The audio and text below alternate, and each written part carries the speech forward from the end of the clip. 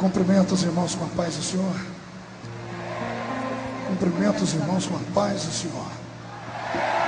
Quem está muito feliz essa noite, encontre uma pessoa bonita do seu lado e dê um sorriso para ela. Se não tiver ninguém bonito aí, pode olhar para mim aqui, ok? Eu estou muito feliz com tudo que eu tenho visto acontecer aqui no estado do Rio Grande do Sul. Eu falava agora há pouco com o pastor, o apóstolo Silvio, e ele é vacinado contra qualquer coisa, e eu disse: Deus tem te levantado nesse estado. Sucesso. Com você ninguém mexe, um homem desse tamanho, né? O povo pega no meu pé porque eu sou baixinho, mas todo baixinho é atrevido. E eu tenho uma mensagem de Deus para o seu coração hoje. Deus foi tão bom que enviou o seu diácono especial, que é a chuva. Então ninguém vai sair daqui mesmo. Eu devo pregar até as 3 da manhã hoje, ok?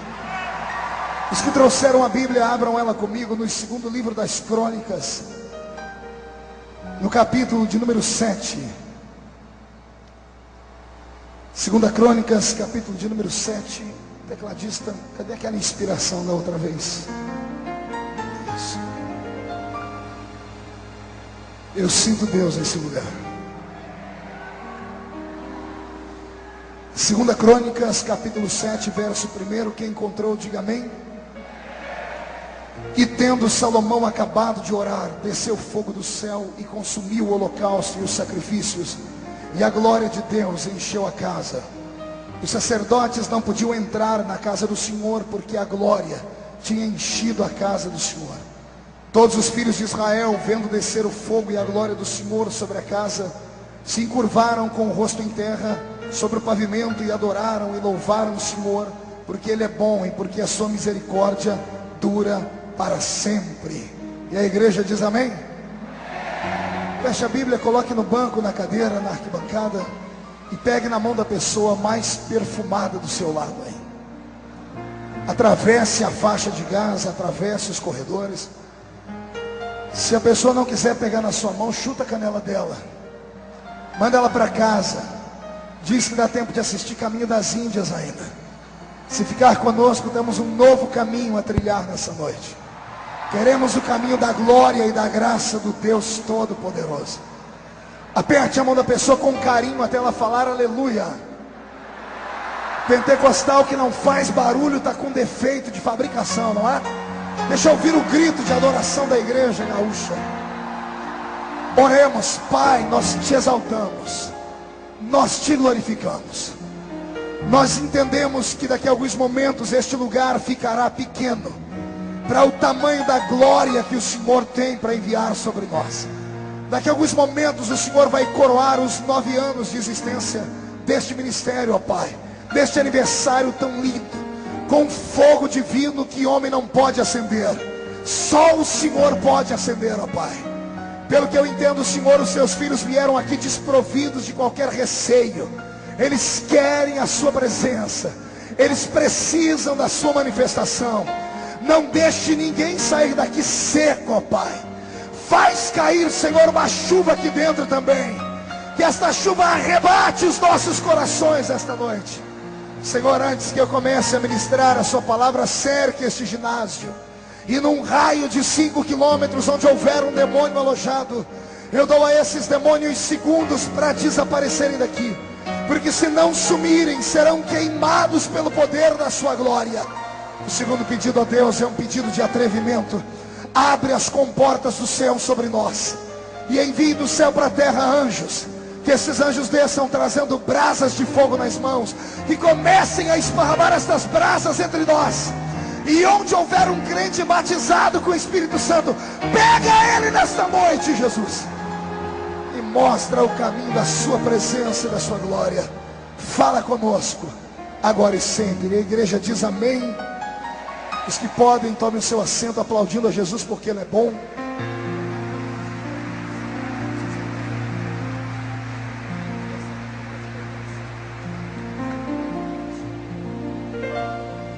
Glória a Deus. A sonoplastia, eu peço que me ajude um pouquinho, que eu estou muito afônico. Então, para eu não me esforçar demais e acabar perdendo de uma vez por todas as cordas vocais, se você puder aumentar um pouquinho para mim o retorno, eu te agradeço. Respire fundo, olhe para o seu irmão e diga: é hoje. Eu não ouvi direito, diga: é hoje. Diga: é hoje que a tampa da chaleira vai voar nesse lugar aqui. Tecladista, quando o povo subir, você tem que subir com eles. Quando eles descer, você tenta descer, se der conta. Casado ou solteiro? Casado? Com essa carinha, casado? Deus é fiel, Deus é fiel. Eu já acredito em milagre. Se ele casou, qualquer um casa aqui nessa noite. É brincadeira, o rapaz parece um ator de Hollywood, né? Senhoras e senhores, noiva do Cordeiro, simpatizante da nossa fé, amigos que vieram de perto, de longe, igreja aniversariante, meu apóstolo e sua linda e abençoada esposa. Eu pedi a Deus que me desse uma mensagem para esta noite. E o Senhor trouxe à minha memória um texto antigo, mais profundo. Um texto distante de nós, no espaço geográfico e no tempo contado pelo homem, mas muito perto de nós em essência e em história. O templo de Salomão foi considerado no seu tempo uma das maravilhas que o homem pôde fazer com as mãos e dar a Deus. Salomão, filho nobre do rei Davi, assistindo à morte do seu pai em loco, teve a graça e a oportunidade de ver o seu velho pai, que estava com o seu corpo combalido, com os seus olhos já se escurecendo. Ele teve a honra de ouvir a voz cansada do rei Davi dizer: filho, coloque a sua mão aqui debaixo da minha coxa direita. E Salomão, tremendo e até temendo, porque o pai não era comum, era um homem que tinha duas naturezas muito peculiares. Davi era um guerreiro e era um poeta. Parece que são dois talentos que não cabem dentro do mesmo vaso. Mas Davi soube com muita graça exercer as duas funções diante de Deus. E agora que ele vê Salomão colocar a sua mão jovem debaixo da sua coxa direita, Davi segura pelo braço do filho e faz o filho fazer uma promessa. E ele diz: filho, eu falei com Deus dias atrás. Eu queria dar a ele um presente, uma casa de oração. Ele até me disse que a minha intenção era boa, mas ele olhou para as minhas mãos, e as minhas mãos eram mãos que tinham sangue. Porque durante a minha chamada e o meu ministério, eu matei muitas pessoas, inimigos que mereciam a morte, mas nenhum ser humano está aliviado na sua consciência por ter matado alguém. E por isso Deus me proibiu de dar a ele um templo. Mas ele me disse que a minha descendência poderia dar a ele esse presente. E eu quero passar para você esta função. E como eu vou morrer e não vou ver este templo ser construído, eu quero que você me prometa, faça um juramento, que você vai dar ao meu Deus uma casa de oração linda, uma casa de oração fantástica, uma casa de oração que atraia os olhos dele e o cântico dos anjos aqui para a terra. Promete, Salomão. E Salomão, emocionado, vendo seu pai fechar os olhos e ir morrendo, não consegue dizer não ao velho. E ele com voz embargada diz: durma em paz, meu pai, porque o seu Deus terá uma casa bela, santa, linda e poderosa. Morreu Davi. Salomão faz uma reunião agora. E nesta reunião que ele faz, ele reúne os melhores homens que ele tem no seu tempo. Os melhores arquitetos, engenheiros, homens que sabiam trabalhar com ouro, com prata, com pedras preciosas. E ele diz ao tesoureiro do seu reino: não meça esforços. Quero dar ao Deus do meu pai uma casa que fique marcada para sempre na história como sendo a mais bela, a mais cara, a mais rica casa feita para um templo religioso. E agora Salomão está atento, porque o pai havia deixado para ele o modelo da casa. Ele traz os pedreiros, os arquitetos, e todos começam a dar palpite. E alguns começam a dizer que pedra usar, que madeira usar, que cores usar, como fazer, como estabelecer, como arquitetar. E quando a casa está desenhada na mente dos homens que trabalhariam nisso, faltou agora a casa invisível. Porque o santuário só faz sentido quando as coisas que estão dentro dele são sacras. E quando a utilidade dele é uma utilidade sacra. E então se levantam os homens sábios e dizem assim: Salomão, já que você escolheu o melhor ouro, a melhor prata, a melhor madeira, as melhores pedras, os melhores construtores, o senhor também precisa se preocupar com a parte espiritual deste santuário. Porque o seu pai era um homem espiritual. E mais do que isso, o seu pai era um levita em potencial. O seu pai era um cantor. O seu pai era um compositor. E eu tenho certeza que se ele estivesse vivo, ele iria desejar que neste dia da inauguração do templo, a melhor música fosse cantada, o melhor instrumento fosse tangido, o melhor coral se apresentasse. E Salomão diz: está autorizado, contrate o melhor cantor, o melhor levita, traga o melhor, porque o meu Deus merece o melhor. E alguém se levanta e diz: Salomão, temos um pequeno problema.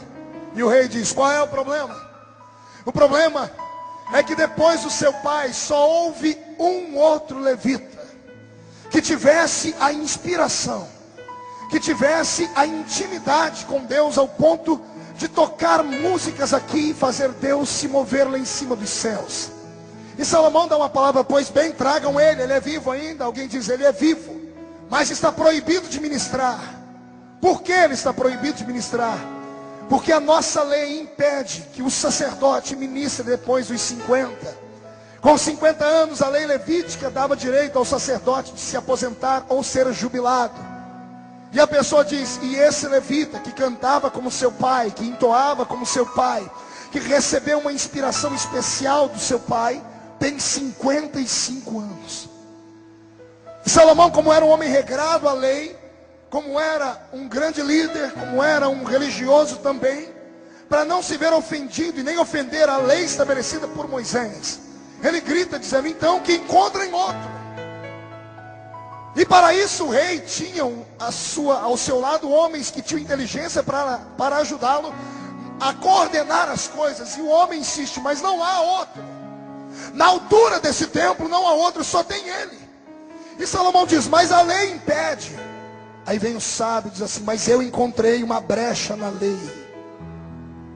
Que brecha você encontrou? A lei pode ser revogada quando ela não veio direto do céu, quando ela saiu apenas do coração do líder humano. E quem foi que estabeleceu essa lei? Essa lei foi estabelecida pelos anciãos da tribo de Judá. Os anciãos da tribo de Levi. Mas se os anciãos da tribo de Levi levantaram, o que vão fazer eles se eu revogar? E aí o sábio diz: o Senhor ainda tem 11 tribos para te defender. Porque o ungido direto de Deus não é um sacerdote, é o rei. Porque o rei recebeu direto do Senhor a incumbência de administrar o reino, cuidar do sacerdote e cuidar do profeta. E Salomão chama o cidadão num canto, diz a história, ele diz: o que é que você está propondo? E o homem diz: eu estou propondo que o Senhor quebre a lei. Eu estou propondo que o Senhor reveja os conceitos. Porque entre a estrutura morta e falida e aquilo que é renovo e trará gozo no coração de Deus, deixemos de lado a estrutura falida. Quebremos a lei por algo que vai valer a pena. Vamos trazer o homem. Ele está vivo, ele tem vigor, foi sua lei. Mas e se as pessoas verem, vão querer matá-lo? Vão querer matá-lo se ele não andar com uma carta. Que carta? A carta que vai ter o sinete do rei de Israel. Se o Senhor pegar o seu sinete, o seu anel, escrever a carta de próprio punho e colocar ele dentro e dizer assim: eu, rei Salomão, descendente de Davi, revogo a lei, para que o sacerdote que foi deposto volte a atuar, porque no templo que meu pai me mandou fazer, só ele poderá cantar. Respira fundo aí, porque vem chumbo grosso. Vivemos num tempo muito dinâmico, muito lindo, de alta tecnologia. E a igreja parece estar caminhando ao lado, paralelo de tudo isso. Mas infelizmente a visão que eu tenho da igreja é uma visão crítica demais. A visão que eu tenho da igreja é que a igreja parece muito uma folha seca de outono. Tem estrutura, mas não tem vida. A igreja lembra muito bem a lua. É bonita e brilhante, mas não tem calor. lembra muito bem o cano de uma espingarda. É reto, não há defeito, não há curva, não há problema que impeça a bala de sair. Mas o problema é esse: ela é tão reta que quando sai alguma coisa de dentro dela, ela destrói e mata aqueles que querem viver. O culto dessa noite não é só um culto de adoração a Deus pelo aniversário da igreja, com todo respeito. O Senhor me disse que Ele traria para cá homens e mulheres que seriam responsáveis por um avivamento nesse estado. Eu não estou pregando para uma igreja nessa noite. Eu estava vindo dentro do avião, no meio das turbulências, disse: Jesus, não deixa o avião cair. O Senhor disse: fique tranquilo, tem uma reunião de líderes para você pregar essa noite, e eles vão sair dali cheios da graça e da glória divina. Agora levante a mão direita, por gentileza, coloque no ombro de quem está do seu lado, chacoalhe a pessoa até ela ficar irritada, irrita ela até ela sair do lugar, e diga: Deus te trouxe aqui para você ouvir uma história parecida com a sua, e depois dessa história, a sua vida vai mudar. Se alguém concorda comigo, dá um grito para acordar Porto Alegre inteiro nesse lugar. Agora tome o seu assento e aperte o cinto, porque nós vamos decolar aqui. Eu vou lhe mostrar o peso da oração e do pedido de um homem como Davi. Eu vou te mostrar por que Salomão e aqueles que estavam ao lado dele enfrentaram a lei para poder dar a Deus um santuário. Essa história, ela culmina aqui, mas ela começa 40 anos antes. Quantos anos antes? Não ouvi direito. 40 anos antes, quando um jovem pequeno, de olhos claros, cabelos ruivos, de uma beleza ímpar, sensível quando precisava ser sensível, ao ponto de tanger uma harpa no meio de uma caverna chamada Caverna de Adulão e conquistar 30 bestas feras que poderiam ter feito qualquer tipo de miséria com ele, mas quando ouviram ele tanger aquele instrumento, se curvaram diante da unção que aquele menino tinha. Um garoto que para chegar ao trono teve que receber 3 consagrações. E é por isso que quando ele escreve os seus salmos, ele diz que o óleo tem que descer não apenas sobre a cabeça, tem que descer sobre a barba inteira. Uma unção pequenina dava óleo somente aqui, mas como ele teve que ser ungido 3 vezes para chegar lá, o óleo foi acumulando e de repente o óleo escorreu pela barba. Talvez seja essa a intenção de Deus essa noite com você. Que Deus derrame azeite sobre a sua cabeça, que esse azeite vá além da religião, vá além da estrutura. E tantos anos antes, eu vejo esse garoto sentado no lombo de um cavalo. Agora, o povo já gritou que ele é rei. E como disseram que ele é rei, ninguém mais tem coragem de lutar contra ele. Ele enfrentou o que tinha para enfrentar. Mas ele era anormal. Ele era louco de pedra. Ele não era comum. Ele era sensível demais às coisas divinas. Qualquer homem que chegasse à ascensão daquele trono, simplesmente colocaria o seu corpo em cima de um trono de um potentado, chamaria os seus súditos para ajudarem, pediria relatórios de como estava a cidade, de como estavam as províncias. Ele herdou um reino perfeito. Ele herdou um reino com súditos, com armamento bélico, com estrutura física. Ele herdou um reino que tinha latifúndios. Ele herdou um reino que qualquer pessoa, em qualquer tempo, gostaria de ter herdado para administrar. Mas ele não sossegava no trono. Ele levantava do trono e saía andando pelo reino para saber como é que estavam as coisas. E mesmo tendo sido ele ungido, ele percebia que no dia em que ele tomou posse da coroa, tinha algo errado. Ele via o que ninguém via. Ele ouvia o que ninguém ouvia. Qualquer um podia chamar ele de esquizofrênico. Aliás, um dia desse fui acusado disso. Num blog endemoniado que tem na internet, um líder de lá é um filósofo, psicólogo, e mandou para mim um e-mail dizendo assim: você é culpado de provocar talvez o maior número de esquizofrenismo médio jamais visto em toda a história desse país. E subiu um arrepio, falei: meu Deus, eu sou tão ruim assim? Aí eu mandei um e-mail para ele assim: por quê? Ele diz: ora, estude um pouco de esquizofrenia e você vai entender o porquê. E aí eu fui estudar. Só que quando eu estudei, eu fiquei tão feliz. Fiquei tão alegre. Pergunta por quê? Eu só falo se todo mundo perguntar fazendo biquinho. Que povo fofo esse povo. Simples. Porque quando eu fui estudar as principais características do esquizofrênico, tem 3 que são maiores que qualquer outra. Primeiro, todo esquizofrênico vê o que ninguém vê. Segundo, todo esquizofrênico escuta o que ninguém escuta. E como ele vê o que ninguém vê, escuta o que ninguém escuta, ele sente o que ninguém sente. Aí eu mandei a resposta citando o apóstolo Paulo, um outro filósofo maluco de pedra. E foi Paulo quem disse: aquilo que os olhos não viram, aquilo que os ouvidos não ouviram, aquilo que não subiu ao coração do homem, é o que Deus tem reservado para esses gaúchos aqui nessa noite.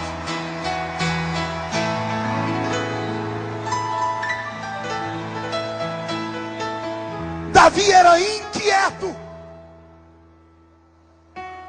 E a inquietude dele fez ele andar pelo reino 1 vez, 2, 3. Ele fez dezenas de viagens pelas províncias e até que ele foi orar, ele disse: Deus, tem algo errado no reino. É um reino perfeito, mas está faltando alguma coisa nele. E Davi descobriu o que faltava. Anos antes dele assumir o trono, quando o povo pediu Saul como rei, Deus pegou a sua glória e se condensou dentro de uma arca e deixou o inimigo arrastar a arca para fora e levou a arca embora. Era só a maneira de Deus dizer assim: eu não fico onde não me querem. Eu sou um gentleman, um cavalheiro. Eu não forço a barra com ninguém. Se me aceitarem, eu estou aí. Se não me quiserem, eu estou indo embora. E quando Davi assumiu o reino, ele percebeu que o reino era perfeito, mas era incompleto. Você consegue fazer ou falar comigo essa complexidade aí? Consegue? O reino era perfeito, mas era, diga para o seu irmão isso, era perfeito, mas era incompleto. Parece um paradoxo, né? Como é que uma coisa perfeita é incompleta, pastor? Tem muitas coisas assim no mundo. O vaso que saiu da olaria agora, ele é perfeito, porque o oleiro faz ele perfeito, mas é incompleto. Só é completo quando ele é vendido, revendido, e a dona de casa ou o homem dá utilidade àquele vaso. Amém? O céu, por exemplo, é um lugar perfeito, mas é incompleto. Pergunte por quê? Ele é perfeito porque quem fez é o arquiteto supremo que não erra em nada. Mas ele é incompleto porque os moradores do céu estão tudo aqui sentados na minha frente ainda.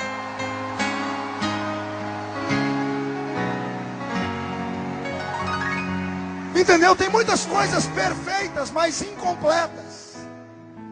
Agora, o reino que Davi herdou era perfeito, mas era incompleto, porque faltava a presença de Deus lá. A minha geração tem herdado um reino assim, um reino perfeito do ponto de vista do homem. Ano que vem você vai ver como as nossas igrejas são queridas. Ano de política. Vão nos assediar porque sabe que nós temos poder de quórum hoje. A igreja, do ponto de vista deles, é perfeita. A igreja tem programas de TV. O pastor citou aqui programas de TV, rádio. Eu tenho meu programa de TV. Isso, para a visão de qualquer um de 50, 60 anos atrás, é dizer: a igreja alcançou o seu ápice. Uma fatalidade de mentiras. A igreja, na minha geração, herdou um reino perfeito, mas incompleto. Nós temos templos, estrutura, convenções, temos teólogos, filósofos, escritores, empresários, temos ouro e prata, só não temos mais o levanta e anda. Temos a atenção dos homens, e se para você isso é uma conquista, para mim isso é um retrocesso. Porque Jesus nunca disse que os homens iriam nos amar. Ele nunca disse que os homens iriam aplaudir a existência da igreja. Ele disse que quando a igreja fizesse o que era para ser feito, ela iria incomodar e seria perseguida. E nesse quesito, com todo respeito ao seu pensamento, nós, em algumas denominações aqui reunidas, estamos muito aquém disso. Pegue no cenário nacional e veja as igrejas que são apedrejadas. E você vai ver que, pelo ponto de vista divino, parece que eles estão na visão de Deus e nós não. Quando eu vejo um bispo Edir Macedo sofrer o que está sofrendo, eu falo, Jesus, que inveja santa. Quando eu vejo o apóstolo Estevão Hernandes sofrer os reveses, eu digo, que inveja santa. E aí quando eu vejo as outras igrejas grandes se levantarem contra eles, eu digo, que desgraça. Porque eu, Marco Feliciano, prefiro errar acreditando num irmão meu do que acertar acreditando em qualquer macumbeiro por aí. Eu prefiro depois falar assim, eu errei, mas eu errei acreditando em alguém que faz parte da minha fé. Nós herdamos um reino perfeito que tem quase tudo. Mas que saudade da época que esse reino não era tão perfeito assim. Hoje, quando eu prego pelo mundo todo, já são mais de 60 países e mais de 1.600 cidades brasileiras. E a minha voz é rouca de tanto pregar. Somente nas últimas 72 horas, essa é a 6ª vez que eu prego. Nessas últimas 6 horas eu preguei para pelo menos umas 150 mil pessoas. Então eu tenho experiência do que estou falando. Com todo o gabarito que tenho, porque hoje para atender alguns congressos, alguns eventos, eu sou obrigado a mandar um currículo. A minha equipe preparou até um portfólio. Porque hoje você tem que mostrar que você tem know-how, tem peso, tem conhecimento e estrutura. Porque senão não querem te receber mais. Hoje com tudo que tenho, às vezes eu entro no meu quarto, pego o último vídeo que eu gravei, que é o vídeo da minha vida, chamada de fogo, e vou passando ponto a ponto para ver a casinha onde eu nasci. E quando para a cara do irmão Ovidio Ramos, eu choro. O presbítero que me ensinou a amar Jesus. Que saudade de uma época em que nós não tínhamos tanta estrutura. A gente não tinha dinheiro para trazer um agitador de águas. A gente não tinha condições de trazer um artista gospel. Nós não tínhamos nem liberdade para fazer o que está sendo feito aqui hoje. Mas esses cultos de Pedro, Tiago e João, Jesus sempre nos surpreendia de alguma maneira. Lá ia o irmão Ovidio, analfa de pai e beta de mãe. Só tinha 2 dentes na boca, o zagueiro e o atacante. Aquele barrigão assembleiano, a lá cemitério de frango. E ele chegava no culto e dizia, vamos abrir a Bíblia no livro de Êxodo. E quando ele estava inspirado, ele dizia, abra a Bíblia no livro de Genésio. Um dia deu uma confusão lá, apóstolo. Ele resolveu falar assim, vamos abrir a Bíblia no livro da profeta Joana. Levantou uma irmãzinha, irmão, vídeo, que profeta é essa? Oh, mulher, você não leu a Bíblia? É aquela que o peixe engoliu? Só nesse dia nós descobrimos que ele não sabia ler. Alguém passava a tarde inteira lendo para ele. E ele memorizava, e ele chegava e falava de cor. E alguém fez uma gracinha com ele. Maldade. Eu ia nos cultos desse homem, confesso, eu era adolescente, não era para cultuar, eu ia só para dar risada. Que todo adolescente é uma benção na igreja. Ia eu e o Elias, que hoje é presbítero na minha igreja. A gente sentava atrás de uma pia de cozinha que tinha lá atrás, que era um salão, um antigo bar. Cabiam umas 40 pessoas. E a gente sentava bem lá atrás, porque quando o irmão Vídeo começava a falar tudo errado, a gente não se aguentava. Um segurava o outro para não dar vexame, de tanto que a gente ria. E teve um dia que eu não me aguentei, porque ele chegou com o olho brilhando na reunião e disse, Deus me deu uma palavra hoje de tarde. Abra sua Bíblia aí do livro do profeta Albuquerque.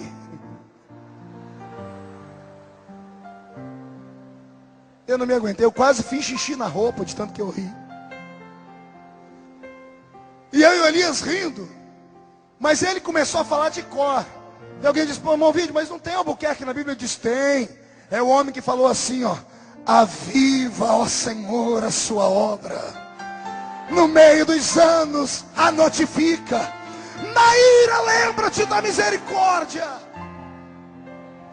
Quando ele recitou isso, aquilo entrou dentro do meu coração como uma chama incandescente. E nunca mais se apagou. Aquele homem não tem um terço do conhecimento, da preparação e do estudo que eu tenho. Em compensação, eu não tenho um terço da intimidade que ele tem. Eu vi cultos onde esse velho começou a ler a Bíblia de um jeito que ninguém entendia mais nada. Eu acho que nesse dia até Jesus queria rir. Ele disse: irmãos, eu estou muito cansado, trabalhei demais, então onde eu abrir eu vou pregar. Ele preparando já era um fiasco. E ele abriu, isso já tinha mais anos para frente, ele já estava aprendendo a ler um pouquinho. E ele abriu no livro de Crônicas, mas uns capítulos antes do primeiro livro. Já leu aquelas partes de 4 folhas, que nome de gente que gerou gente? Imagine, você que sabe ler, já tem hora que a gente trava, né? É um trava-língua aqueles nomes. Imagine num homem ruim de língua portuguesa. Ele começou a ler, daqui a pouco ele começou a engasgar. E eu e o Elias, a gente se matava de rir, não tinha como não rir. Só que daqui a pouco caiu um fogo na reunião. E eu levantei minha cabeça e disse: Elias, o que está acontecendo? O que nós perdemos aqui? Aí levanta a profetisa da reunião, irmã Maria de Paula. Irmã Maria de Paula vem, olha para gente: vocês não estão vendo o que Deus está fazendo, meninos? Eu falei: o que, irmã Maria?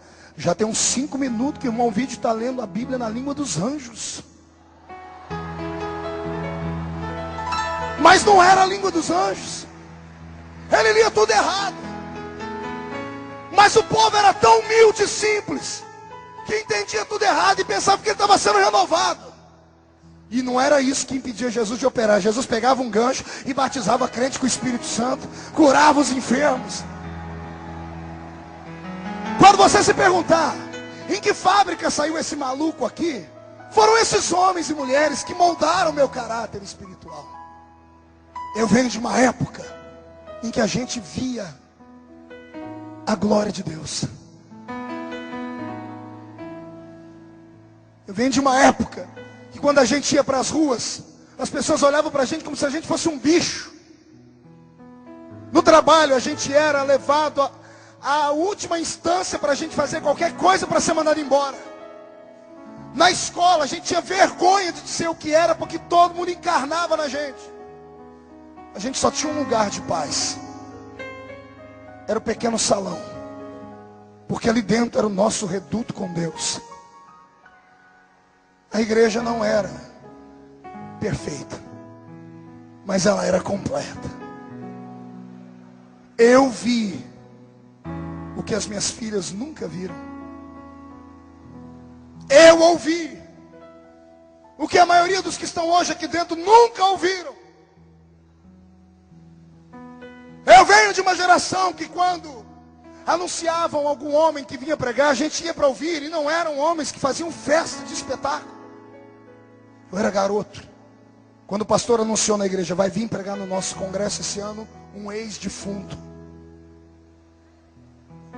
Um ex-defunto. E eu, garoto, sentei bem na frente para ver. E aí vem um homem, velho, de mais de 70 anos, chamado João de Oliveira. E João de Oliveira chega diante do ginásio e diz assim: eu já morri um dia. E eu estava nos braços de Jesus, quando a minha mulher, com 14 filhos, mandou buscar o pastor, porque já fazia horas que eu estava morto. E o pastor veio para fazer o velório, mas quando ele entrou dentro da minha casa para fazer o velório, eu já estava pronto para ser enterrado. A minha mulher agarrou o pastor pelo paletó e disse: pastor, Jesus não pode levar meu marido assim. Eu tenho 14 filhos para criar. Fala com ele, pastor, porque o senhor tem ligação direta. E o pastor dobrou o joelho do lado do caixão, botou a mão em cima e agarrou a mão do defunto. E ele orou assim: Senhor Jesus, quem ora aqui é João Colenda. A tua serva tem 14 filhos para criar. Devolve João de Oliveira para ela. Foram 4 horas de oração e súplicas. E esse homem disse assim: eu estava nos braços de Jesus quando Jesus disse: eu te quero aqui, mas a tua família precisa de você. o meu servo de joelho me convenceu de que você precisa voltar. Mas antes de voltar, segure. Antes de voltar, ele disse: um anjo chegou perto de mim, pegou-me pela mão e me levou primeiro ao inferno. E depois me levou ao céu, ao paraíso. E aí eu voltei para contar para vocês de que ele está voltando. Ei, a gente saía do culto com o corpo arrepiado. A gente não tinha vontade de assistir jogo, de assistir novela, de ir para shopping, de assistir cinema. A gente não via a hora de terminar o culto para ir para um canto da parede, dobrar o joelho e dizer: Deus, me dá uma experiência assim também.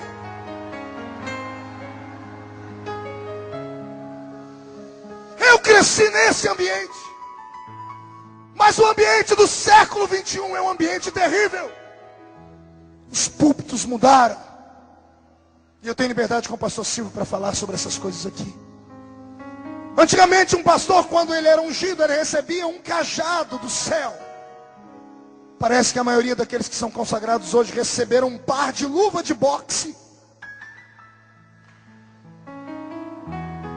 Porque ao invés de apacentar o povo, eles ficam brigando por causa de posição, por causa de dinheiro, por causa de tudo que não presta. Escute. Para os líderes do século 21, alguns, é claro que toda regra tem exceção, não se consagra mais um homem porque ele tem chamada. Primeiro, consagra o homem para ver se ele é perfeito financeiramente falando. Depois, vê se ele é alguma pessoa de bem no meio da sociedade, tem um nome ou um renome. Não se importam se ele opera maravilhas ou não. Eu fui falar com um dos maiores líderes desse país há poucos dias atrás, porque eu fui chamado, porque eu deixei durante 2 dias um cavanhaque. A minha barba é cerrada, eu fiz ontem à noite, já está grande. Se eu deixar 2 dias, eu fico cheio. E eu deixei, porque eu estava nos Estados Unidos da América. Um desses crentes possessos congelou a imagem do vídeo, porque o culto nos Estados Unidos está sendo transmitido online. Congelou a imagem, salvou e imprimiu. Perdeu um dia do trabalho para ir lá no pastor mostrar para ele. Vê se não é o filho do cão com a pombagira junto. Eu queria saber se esse crente teria o mesmo prazer de lutar para arrancar uma alma do inferno. Com certeza não faria, não teria tempo para isso. E aí quando o pastor veio falar comigo, ele disse assim para mim: meu filho, você precisa mudar. Eu falei: mas pastor, por onde eu passo o cego vê, o surdo ouve, o paralítico anda, o morto ressuscita, as almas são salvas. Sabe o que ele disse para mim? Não me interessa. O que me interessa é saber se eu falo para você senta, você senta. Fica em pé, você fica em pé. Se eu mandar você deitar, você tem que deitar. Se eu falar rola, você tem que rolar. Eu disse: se eu não fizer isso, aí você é um rebelde, não merece estar do nosso lado. Vivemos uma época estranha. Vivemos uma época em que o reino de Deus não é tratado como o reino de Deus. Os nossos grandes líderes das grandes denominações não querem que o nosso povo pense. Dedinho de profeta para cima, bate na cuca do irmão.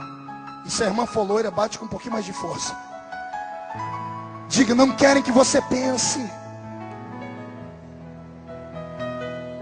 O que falta na minha geração, além de profetas, são pensadores.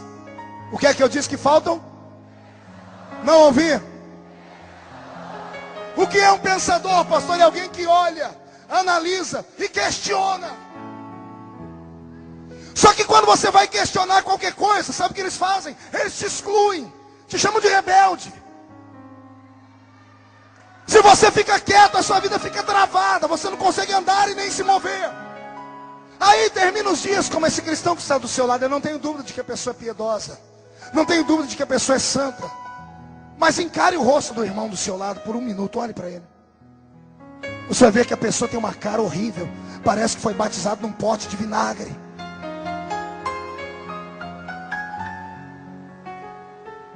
A pessoa não consegue abrir a boca nem para respirar numa reunião como essa. E sabe o que é que impede ela? É o brinco que a senhora está usando, moça. É a calça que a outra está usando. É a barba que o outro está aí do seu lado. Porque lá na igreja dele, ninguém prega a Bíblia, só prega essas porcarias. Só fala essas porcarias.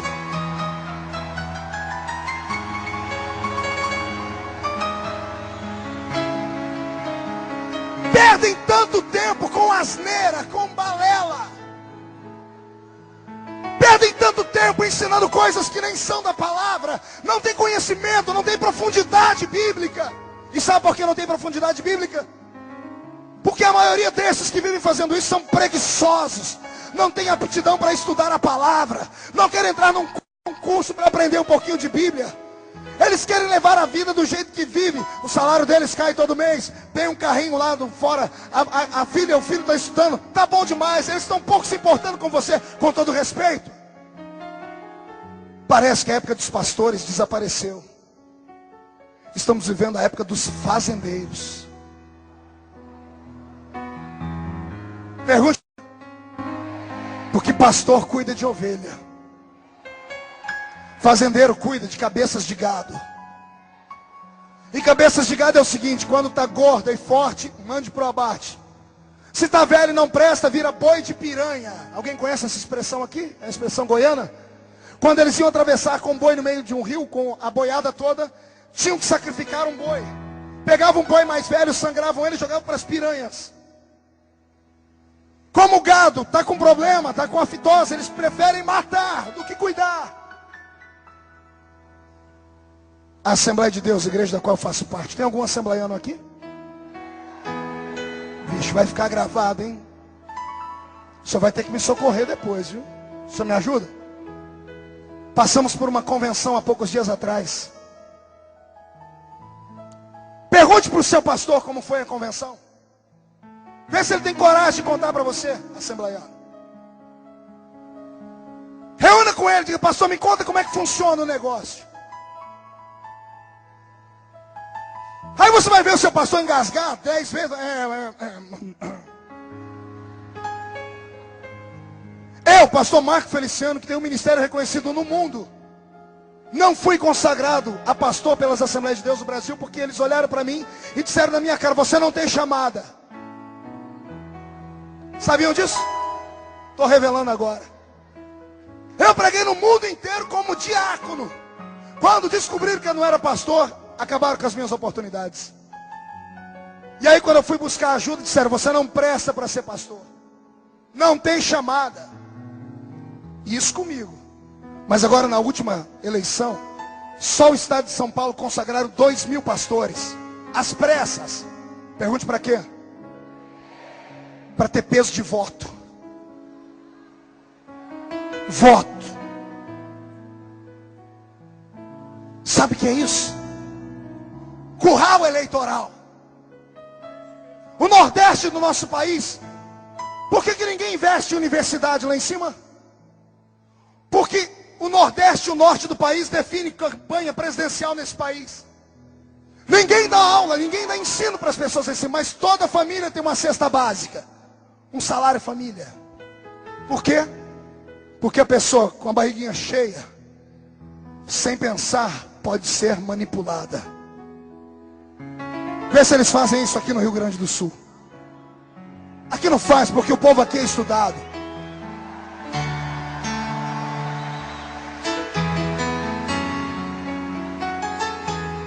Tantas quantas vezes eu vier a esse estado, tantas quantas vezes eu vou profetizar. Assim como esse estado, pelo nosso país, é o último aqui embaixo, e todo fogo começa de baixo para cima, eu quero que o Rio Grande incendeie esse país.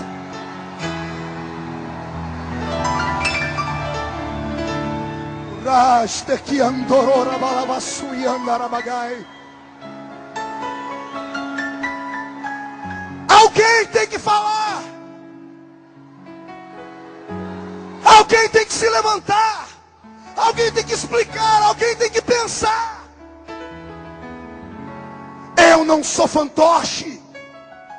E você também não é. Então se você é um homem ou uma mulher de Deus que quer mudança, dá um berro aqui dentro. Quem sabe eles escutam lá.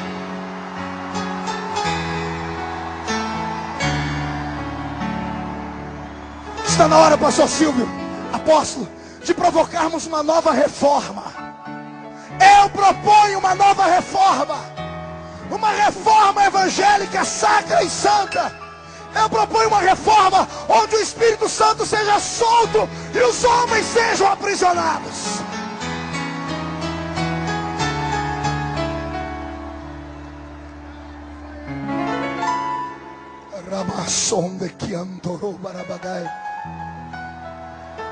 Mas não é fácil. Pergunte por que não é fácil.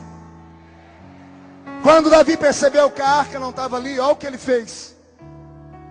Ele pôs no coração em buscar a arca de volta. Mas Israel vivia anos de paz, vivia anos de... Quando o velho sermão, eu digo, do que adianta ter paz e não ter a presença de Deus? Eu prefiro viver em guerra, mas sabendo que Ele está comigo. Prefiro em guerra, porque em guerra eu sinto as asas do Onipotente me protegendo. A história diz que Davi passou pregão no meio de Israel e disse: quero meu exército. E os primeiros que se candidataram foram os 30 valentes que ele tirou lá da caverna de Adulão. Gente que ninguém dava nada por eles. O capitão do exército chegou em Davi e disse assim: mas rei, o inimigo está quieto. Vamos deixar o inimigo quieto. E Davi: não, nós vamos lá buscar a arca. Mas rei, é uma luta sem necessidade. E o rei dizendo: sem necessidade para você, que é um insensível que só vê as coisas do ponto de vista da terra. Eu sinto falta da glória de Deus. E eu vou às últimas consequências para trazê-la de volta. E Davi dá um grito no meio do povo: qual homem tem coragem de deixar a sua família e ir comigo no arraial do inimigo e tomar de volta o que é nosso? Isso não é para qualquer um. Aqui está o meu desafio nessa noite. Eu quero saber quem é que tem coragem de entrar no arraial do inimigo comigo e pegar de volta o que é nosso. Não há garantias, porque o sistema está corrompido e falido. Não há garantias, porque como eles não conseguem te parar de um jeito, vão tentar te parar de outro. Se eles não conseguem de uma maneira normal, eles vão descer ao nível dos animais irracionais e vão fazer calúnias. Homens sem temor a Deus não têm escrúpulos. Para não saírem de onde estão, eles fazem qualquer negócio. Eu sofro isso no corpo e na alma, por não aceitar cabresto. E só estou de pé porque Jeová disse assim: eu te seguro, garoto, vai lá. Mas eu choro todo dia. Todos os dias eu carrego uma cicatriz nova nas costas, porque é como se estivesse sozinho enfrentando um sistema pérfido e maligno que mata os nossos filhos todos os dias. Eu amo, com respeito a todas as denominações, eu amo a minha igreja. Eu amo a Assembleia de Deus. Eu preguei nos maiores congressos de jovens desse país. Agora não prego mais. Pergunte por quê. Não é porque não sou convidado, pergunte por quê. Porque nós não temos mais jovens. Nossos jovens saem da opressão da nossa igreja e vai para todas as outras.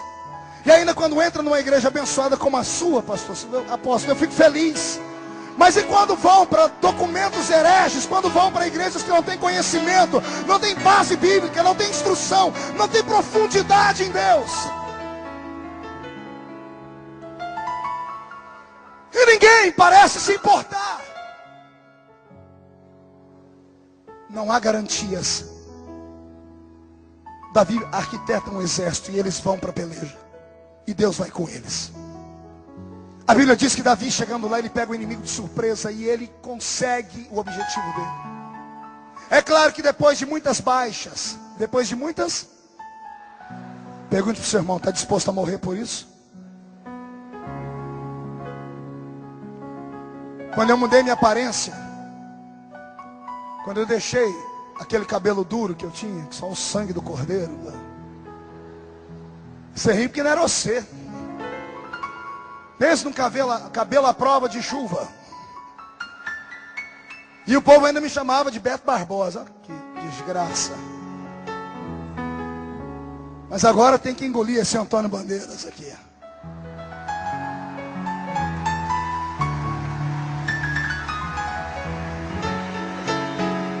Ô glória. Alguém aqui acha que eu sou burro?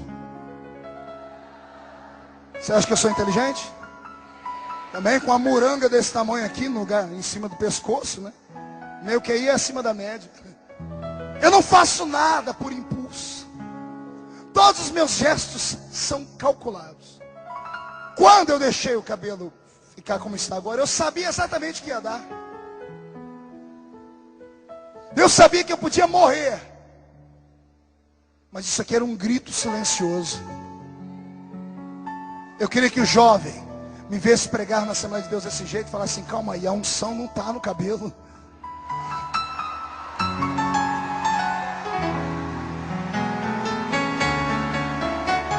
Quando eu parei de usar gravata, eu queria que todo mundo dissesse assim: calma aí, a unção não está na gravata. Isso aqui é um gesto de dizer a você: Deus é maior do que a instituição, Deus é maior do que o movimento, Deus é maior do que a religião. Se você concorda comigo, tire o pé do chão e dê um grito de glória.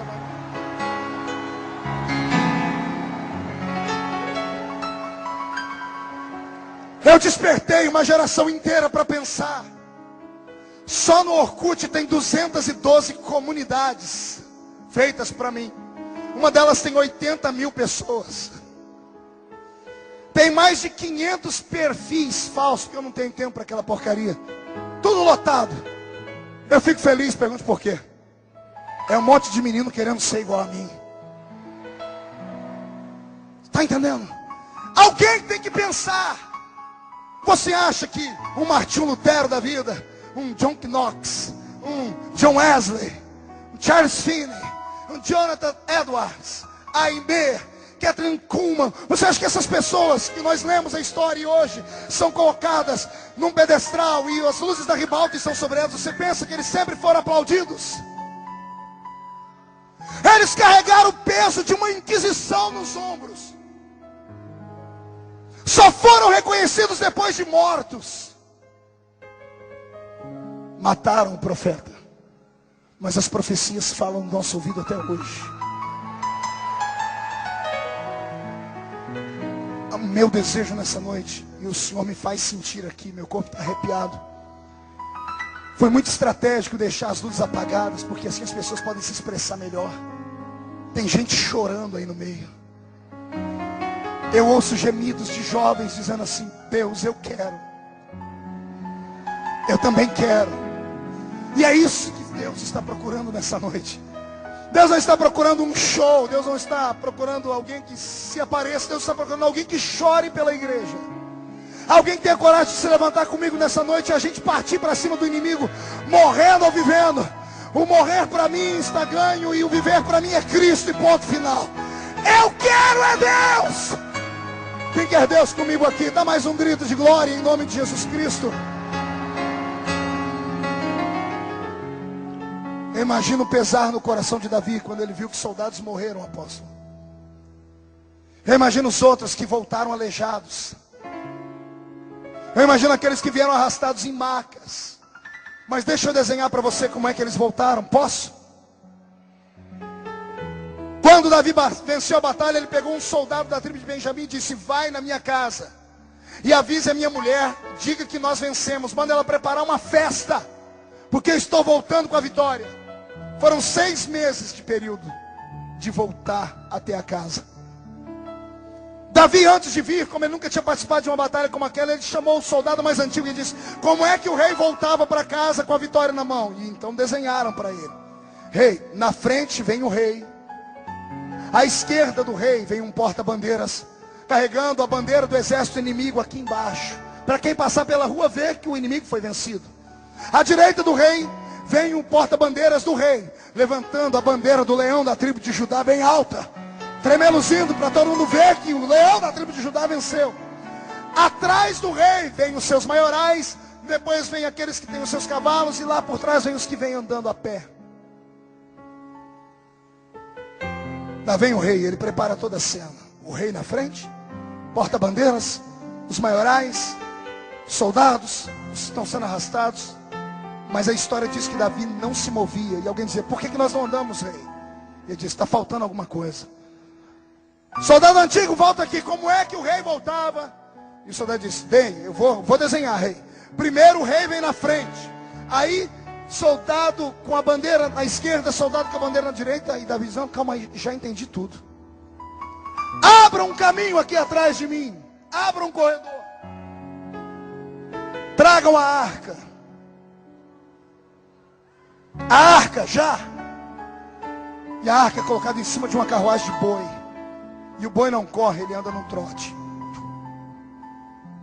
Só para atravessar o exército demorou quase 8 horas.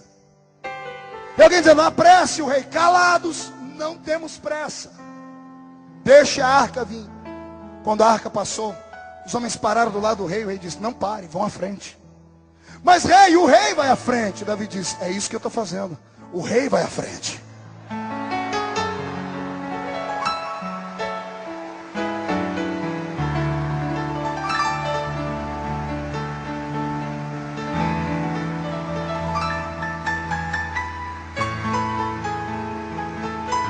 Vai preparando aí, porque nós vamos entrar no Santo dos Santos agora. A arca vai na frente, puxada por bois. O caminho era para levar apenas 2 dias ou 3. Mas eles levaram 6 meses. Eu quero dizer, ô rei, o que está acontecendo? O boi não anda. Deixa o boi aí. Ele está levando Deus para a nossa terra. Deus passou muito tempo longe de nós. Não interessa quanto tempo ele demora para voltar. Aqui na nossa frente a gente não perde ele de vista. Se demorar 1 ano, a gente vai ficar 1 ano atrás da arca. Mas a gente vai ter certeza que quando ele entrar pelo portão de Jerusalém, a gente tranca o portão e Deus nunca mais vai sair de lá. Não importa quanto tempo demore, apóstolo. Que demore 1 ano, 1 semana, 2 anos, 10 anos, nós vamos viver para ver o que nós estamos profetizando aqui. Nós vamos viver para ver o Rio Grande do Sul ser conhecido como o estado que estará projetando o maior avivamento do Brasil e avivamento para outras partes do mundo. Quem é que se candidata aqui? Então tome o seu assento.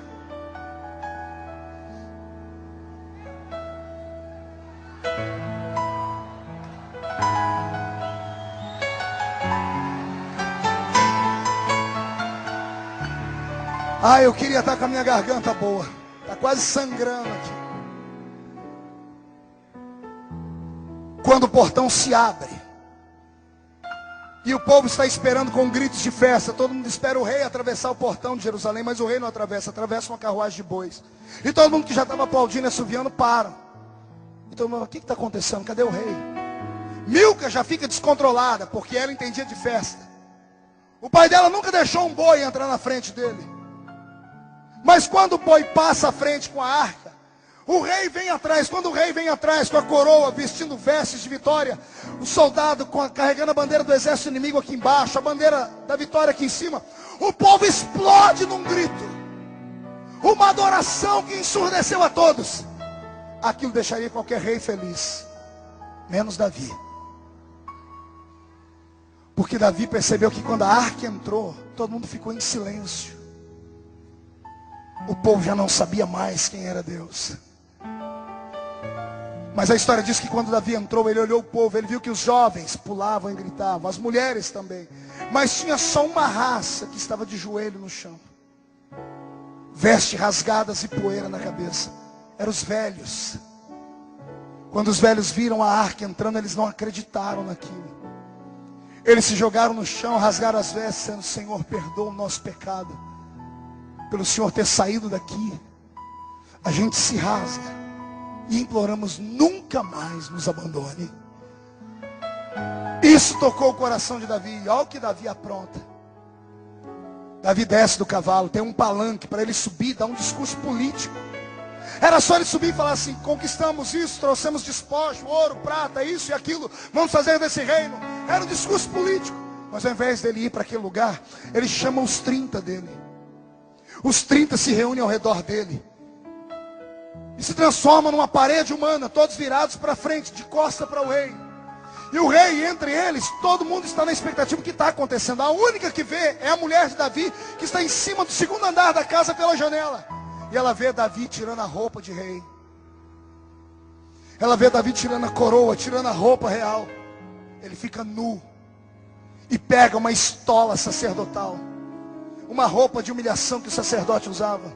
Só tinha um buraco em cima para colocar na cabeça. E era amarrado com uma corda aqui. Quando os soldados se afastam, lá está o rei, parecendo um mendigo. O povo que está aplaudindo e gritando param. Ninguém está entendendo nada. Davi se aproxima da arca, que ainda está na carruagem de bois.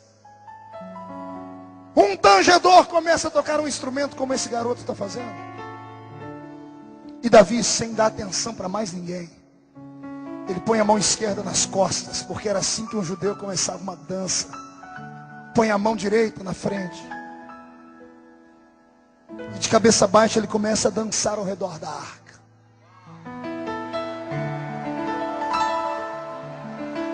E ele baila ao seu Deus uma valsa. E conforme o rei vai dançando, um monte de gente está olhando como alguns estão me olhando aqui. E falaram dele, o que estão falando de mim é doido mesmo, desequilibrado. E eu respondo para você o que Davi responderia se perguntasse para ele: eu não estou dançando para você, estou dançando para o meu Deus. E se você não entende de sensibilidade, o problema é seu geladão. Que está acontecendo milagre aí onde você está caindo neve em cima de você. O irmão do seu lado está pegando um resfriado de tão gelado que você está. Eu te desafio a quebrar os protocolos essa noite.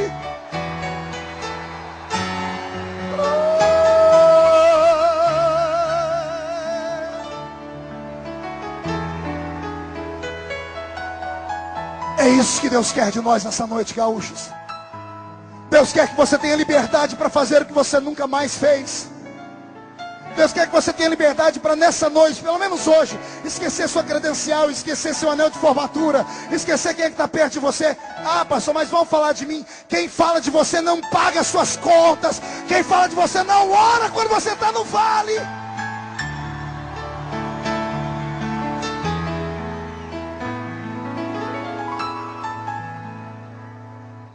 Ei, o que eu vou falar agora, teologicamente, vai dar um nó na cabeça das pessoas. Um homem com um coração sensível pode ter cometido o pecado que for, Deus apaga. E a última palavra dele quando morrer não vai ser o adúltero que mandou matar o marido da mulher. A última palavra de Deus acerca dele vai ser: é um homem segundo o meu coração.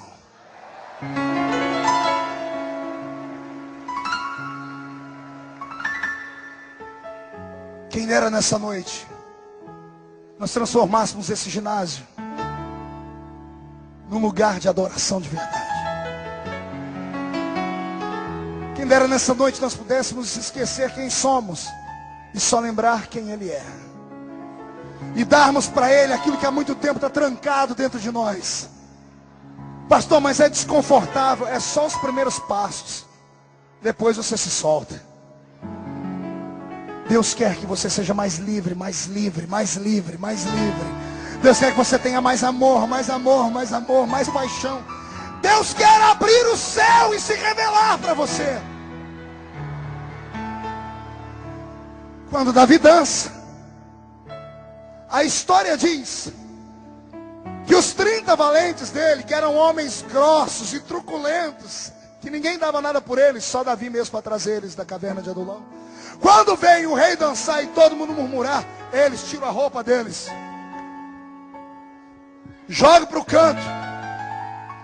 Cadê um aqui? Me dá a mão aqui, pastor, vai ser o senhor mesmo. Cadê mais um? Cadê mais um? Vem cá, mais um, mais dois, mais três. Cadê os homens aqui? Pega aqui no meu braço. Cadê mais um? Cadê mais um? Cadê mais? Cadê alguém? Tem maluco aí? Vem cá, rápido, rápido, rápido, rápido. Tem alguém aqui da frente, tem coragem de vir? Mas tem que ser rápido, rápido, rápido, rápido. Isso, tá bom. Isso, tá bom. Isso, esses dois. É isso. E esse povo começa a dançar para Deus. E a arca começa a receber adoração e louvor. Deus quer que nós quebremos os protocolos.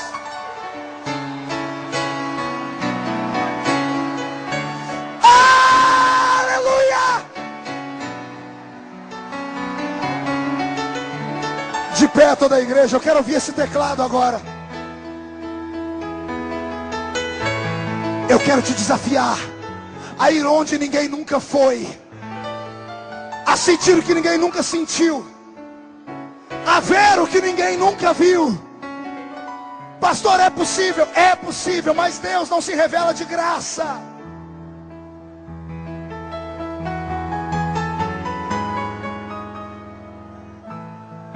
Deus não se revela de graça. Ele quer ver se você tem coragem de verdade.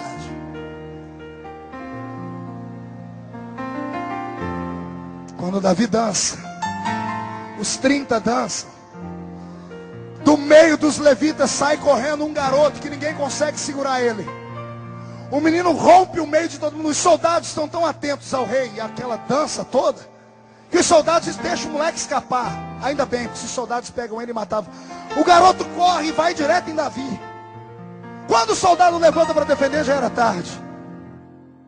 Esse moço, quando chegou em casa, recebeu um outro nome. O pai dele tirou o nome de registro e colocou o nome nele de Asaf.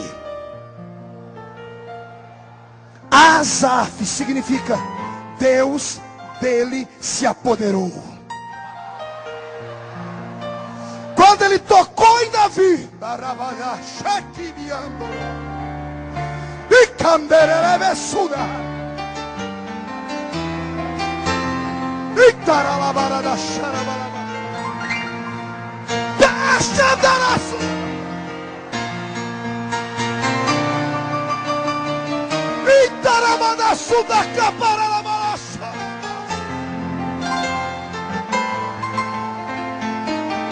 sobe com esse teclado, garoto. Há um Deus do céu se revelando a nós. Inclina a sua cabeça.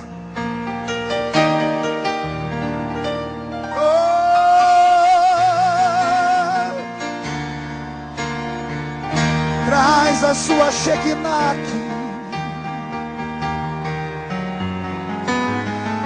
Derrama a sua glória do céu, meu Deus.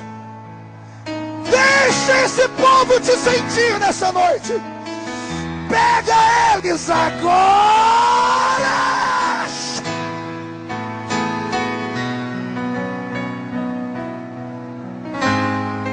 Meu Deus.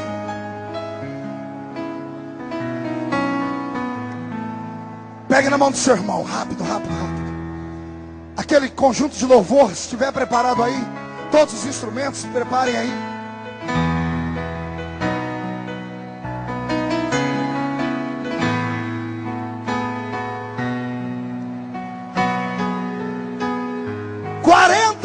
Depois, quantos anos depois? Davi está morto. O adolescente de 15 anos tem 55. Ele já foi destituído, mas Salomão traz ele de volta. Existe ex-empresário, existe ex-jogador de bola, existe ex qualquer coisa, mas não existe ex-ungido. Não existe ex-ungido. Sabe o que eu estou dizendo? Que a sua chamada ainda é verdadeira. Que a profecia daquele monte, daquela igrejinha ainda é verdadeira. Que tudo que Deus disse que ia fazer, Ele vai fazer. Mas você tem que se soltar.